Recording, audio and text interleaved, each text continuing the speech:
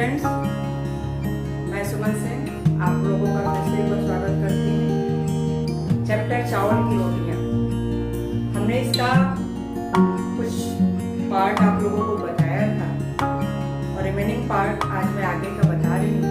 उसका शेष भाग मैं अब बताने जा रही हूँ। मिमी, कोको, तेंसु, उबातुन 4 कैरेक्टर थे, 5 सब में, जिसमें आप लोगों को मैंने कोको, निन्नी और तेंसु के बारे में बताया था। निन्नी तो चला जाता है, मिम्मी और तेंसु और कोको ये तीनों आप ही कोको के कमरे पे रुके हुए होते हैं। और जब तेंसु एक फूल लेकर उसके घर पर आता है तो क्या होता है, मिम्मी बोलती है कि अरे तेंसु, तुम बहुत सही समय पर आए हो और क्या तुम चाय पियोगे? तो तेंसु बोलता है कि हाँ हाँ क्यों नहीं, बिल्कुल पीऊंगा, नेकी और पूछ पूछ करके। मिम्मी जो है वो क्या करती है, तेंसु को एक कप चाय देती है और साथ में पूछती है कि क्या तुम्हें केले का पापड़ भी चाहिए? तो तेंसु बोलता है कि हाँ हाँ बिल्कुल, मैंने भी नाश्ता नहीं किया था। फिर वो जो एक कोको के लिए पापड़ बचा होता है वो भी पापड़ तेंसु को दे दिया जाता है। तो कोको सोचता है, मन ही मन सोचता है, वाह आज मेरी कितनी बदकिस्मती है, मैं भूख से मरा जा रहा हूँ और ये लोग मेरे ही सामने मेरे ही घर में बैठ करके चाय और केले का पापड़ खा रहे हैं। वो मन ही मन बहुत परेशान होता है और सोचता है कि मैं भूख से मर रहा हूँ और ये लोग मेरे ही सामने ये लोग खाए जा रहे हैं। फिर तेंसु पूछता है कि क्या बात है कोको, तुम इतने परेशान क्यों, दुखी क्यों हो आज? तो मिम्मी क्या बोलती है पता है आपको? मिम्मी बोलती है अरे कुछ नहीं, इसने बहुत ज्यादा आज नाश्ता कर लिया और इसका पेट फूल गया है जिसकी वजह से बोल नहीं पा रहा है। कोको स्वगत बोलता है, स्वगत मतलब बताया था बच्चों मैंने आपको, अपने आप से खुद से वो बात करता है। हाँ मैं मन में बोलता है वो, तो मैं भूख से मर रहा हूँ और तुम लोग कर रहे हो कि मेरा पेट भरा हुआ है। फिर वही गुड़गुड़ की आवाज उसके पेट में होती है। तो तेंसु खुद पूछता है कि अरे ये कैसी आवाज आ रही है? तो ऐसा लग रहा है कि जैसे कोई भूख से किसी का पेट गुड़गुड़ा रहा है। तो मिम्मी बोलती है नहीं नहीं, इसके घर में एक बड़ा सा चूहा घुस आया और ये वही आवाज कर रहा है। फिर दोनों मस्ती में मिम्मी और तेंसु बैठकर चाय और केले का पापड़ खा रहे होते हैं। तब तक मिम्मी फिर पूछती है कि तेंसु ये तुम्हारे हाथ में फूल कैसा है? तो वो बोलता है कि अरे आंटी कल मुझे मिली थी और वो एक शायद फूलदान लाई है, तो उस फूलदान में फूल लगाने के लिए उन्होंने ये मांगा था। कहीं फूलदान दिख नहीं रहा, वो चारों तरफ कमरे में देखता है, फिर अलमारी के ऊपर वो फूलदान दिखता है। तो बोलता हाँ वही तो है फूलदान जो आंटी लेकर आई थी, उसी में फूल लगाने हैं। तो मिम्मी बोलती रुको रुको, तुम बैठो, मैं उसमें फूल लगा देती हूँ। और मिम्मी उठती है उस फूलदान में फूल लगाने के लिए जाती है। तब तक कोको अचानक से पीछे से बोलता है मिम्मी रुक जाओ। तो मिम्मी बोलती है क्या हुआ? तो बोलता है अब फिर से कोको को झूठ बोलना पड़ा। क्यों? क्योंकि उसी फूलदान में चावल की रोटियां भी छुपा करके रखा हुआ था। तो फिर मिम्मी से बोलता है कि तुम रुक जाओ, फूल मत लगाना। तो वो पूछती है कि क्यों?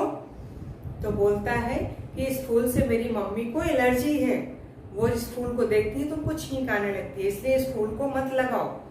तो तेंसु बोलता है वो सॉरी मुझे नहीं पता था, नहीं तो मैं ये फूल लेकर ही नहीं आया होता। फिर से यहाँ पर कोको को एक बार झूठ बोलना पड़ा, यानी कि अपनी चावल की रोटियों को बचाने के लिए कोको को बार बार झूठ बोलना पड़ा। फिर वो बोलता है, मन ही मन सोचता है कि चलो एक केले का पापड़ तो बचा हुआ है, शायद ये सब मेरे ऊपर इतनी इनायत करते हैं कि मेरे लिए केले का पापड़ छोड़ दें। वो ललचाई हुई नजरों से उस केले के पापड़ की तरफ देखता है। तभी अचानक फिर से दरवाजे पर दस्तखत होती है, नॉक नॉक नॉक। अब मन ही मन कोको सोचता है कि अरे अब कौन आधम का, अब कौन यहाँ पर आ गया। तब तक दरवाजा जब खोला जाता है, मिम्मी जाती है दरवाजा खोलने के लिए, तो क्या देखती है? उबातुन अंकल। उबातुन अंकल कौन थे? जनता की दुकान के प्रबंधक। तो सारे बच्चे उनको नमस्ते करते हैं और पूछते हैं कि उबातुन अंकल आप यहाँ आज कैसे?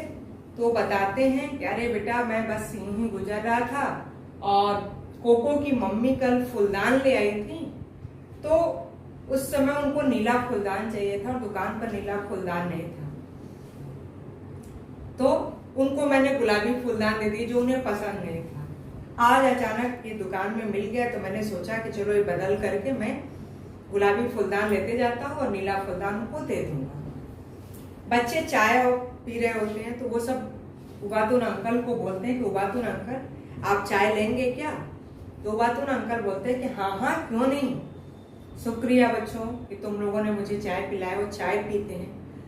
फिर एक जो केले का पापड़ कोको के लिए रखा गया होता है, उस केले के पापड़ को वो क्या करते हैं बच्चे, मिमी और तिनसु उबातुन अंकल को दे देते हैं।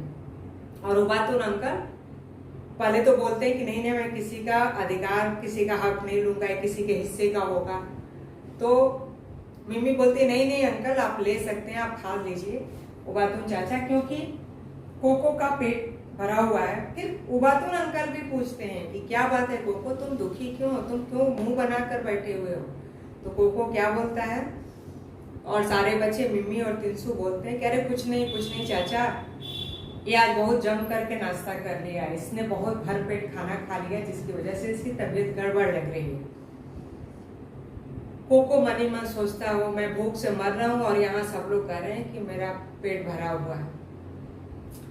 और चाय और केले का पापड़ खाने के बाद उबातुन अंकल क्या करते हैं बच्चों पता है? वो फिर सीधे कहाँ जाते हैं, अलमारी के पास जहाँ पर वो गुलाबी फूलदान रखा होता है और जिसमें कोको ने चावल की रोटियां अपने छिपा करके रखी थी। अब उस समय कोको को कुछ बोलते नहीं बनता है, वो अब कौन सा बहाना बोले, कौन सा झूठ बोले।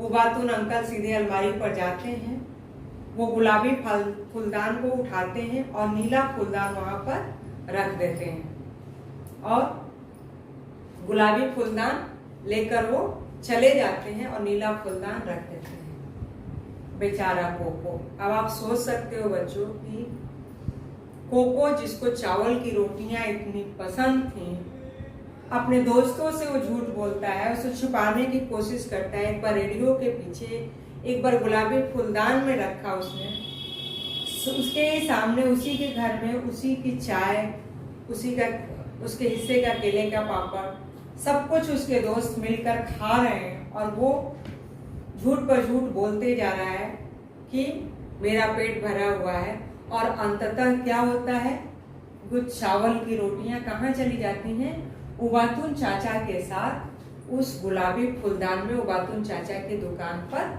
चली जाती हैं। तो ये है चावल की रोटियां। लड़का अपने भूख को मार करके, अपने दोस्तों से झूठ बोल करके कि उसमें से उसको शेयर न करना पड़े, अपने दोस्तों को बांटना न पड़े, इस वजह से वो झूठ पर झूठ बोलता और अंततः वो चावल की रोटियां एक दुकान पर वापस चली जाती हैं। न वो खा पाता है और न ही उसके दोस्त। मिलती है बच्चों कि कभी झूठ नहीं बोलना चाहिए और जहां तक हो सके मिल बांट कर एक दूसरे से खाना चाहिए। और इससे मिल बांट कर खाने से जो मजा मिलता है वो छुपा कर अकेले खाने से नहीं होता है। तो उम्मीद है ये कहानी, ये नाटक जो एक संवाद के रूप में प्रस्तुत किया गया है, आप लोगों को पसंद आया होगा। धन्यवाद बच्चों।